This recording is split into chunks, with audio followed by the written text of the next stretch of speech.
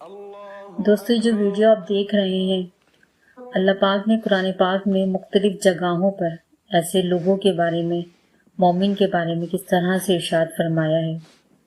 اللہ تعالیٰ ارشاد فرماتے ہیں، بے شک سچے مومن وہی ہیں کہ جب اللہ کا ذکر کیا جائے تو ان کے دل خشیت و توقیر میں کانپ اٹھتے، ڈر جاتے ہیں، اور جب ان پر اس کی آیات پڑھی جائیں تو وہ ان کے ایمان میں اضافہ کرتی ہیں اور وہ اپنے رب ہی پر بھروسہ کرتے ہیں۔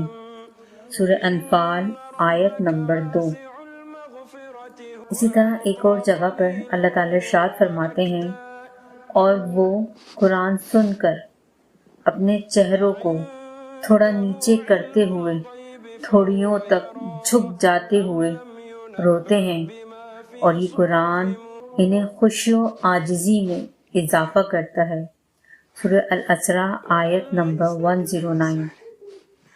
اللہ رب العزت سے دعا ہے کہ اللہ پاک ہمارے علم میں بھی اضافہ فرمائے، ہمیں بھی قرآن پاک سمجھ کر پڑھنے کی توفیق عطا فرمائے، اور ہم بھی ایمان کے اس درجے تک پہنچ جائیں کہ جب ہمارے سامنے قرآن پاک کی تلاوت ہو یا پھر ہم خود تلاوت قرآن پاک کریں تو ہمارے دل اور روح کانپ اٹھیں۔